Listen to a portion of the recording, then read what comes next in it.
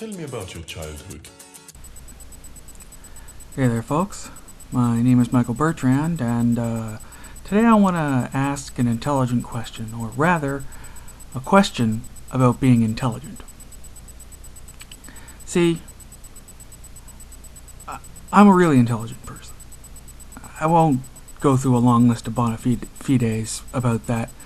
Just take it as read that I have a high IQ and I'm real smart and a lot of brains and all that crap. And it's been a problem for me my whole life because I have trouble relating to everyday people with perfectly normal intelligence. And it's been that way ever since I was a child. I mean, I hit school day one of grade one, I could already read. And I knew my numbers and a little bit of math. And as I progressed through the school system, that actually accelerated for a while. I was actually, by the time I started grade 2, I was reading at a grade 6 level. And you know, that sounds great, and in many ways it was, actually. But it made it really hard for me to relate to my fellow students. It made it so that I couldn't understand why they did what they did. I mean, imagine this. I never liked toys. I could never see the point. The only toys I wanted as a kid were books. And then, later on, video games. Toys seemed pointless to me. It never would have occurred to me to get an action figure and then make little scenarios, you know, where they're having adventures and stuff like that. I could get those adventures by reading a book.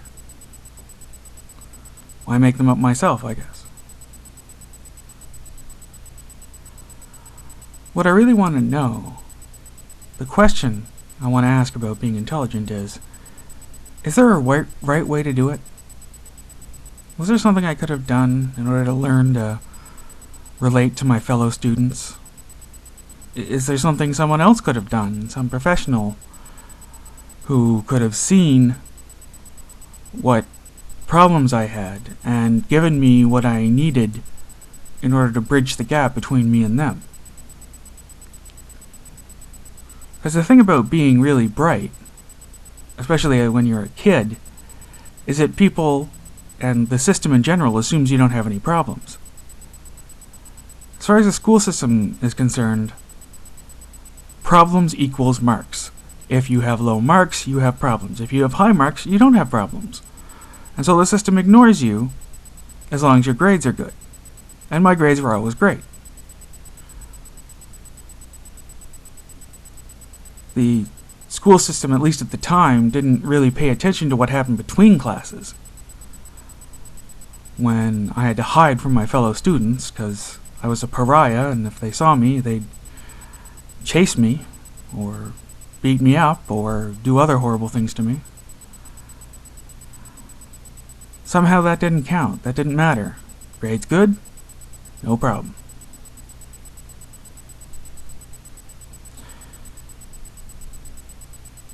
I remember when I heard about the idea of a gifted kids program, like the one they based the sitcom Head of the Class around. I thought that sounded perfect. If I was with other kids that were also the bright ones, maybe I'd get along better. Now I'm not so sure. Because later on, in high school, there were advanced classes that were basically, you know, gifted kids classes. And I still didn't really fit in. They were all hard-working, go-getting, hyper-achieving, super-focused types who were, you know, destined to conquer the world. And I just coasted along. They were keeners. I was a coaster. School was never difficult for me. I had an A. I was a straight A student without actually having to study or anything. Again, I'm not bragging. This is just the truth of it.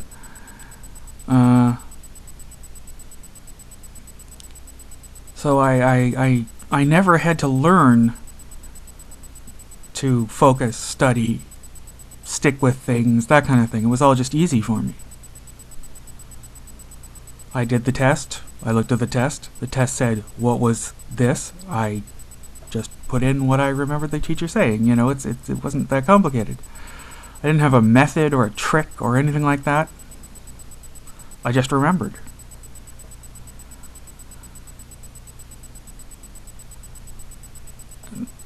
For some reason, I guess because I'm at a very contemplative point in life where you start thinking about your childhood and your teen years and things like that. I really want to know, is there a right way to do it? Is there a right way to do it as an adult?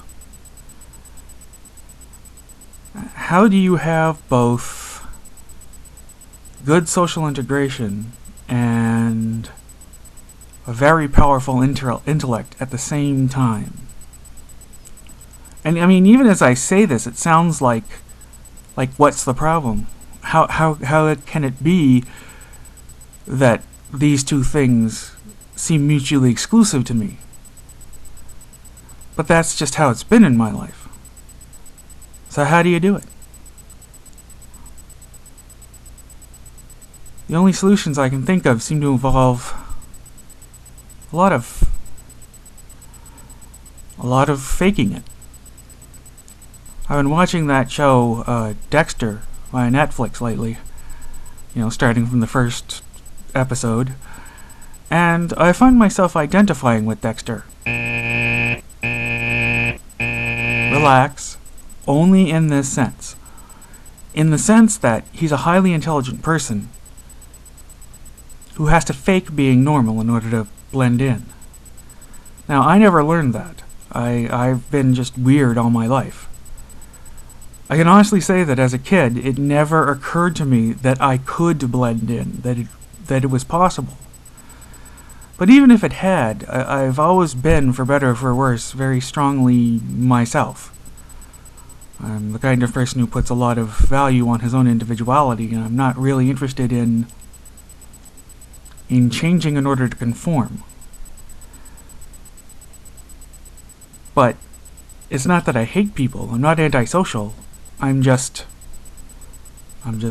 real determined to be myself. So if you're not going to fake it, and it doesn't come naturally to you, you end up with the, quote, solution, unquote, that I have had, which is isolation. You just don't interact with people. That way, you don't have to fake it, and you're not bothering them, and they're not bothering you. Well, the problem, of course, is that no matter how smart you are, you're still a human being, and you need company. You need camaraderie. You need friendship, love, connection, all those other things. You can't just unplug yourself from humanity. So, that brings me to the central question. What's the right way to be intelligent?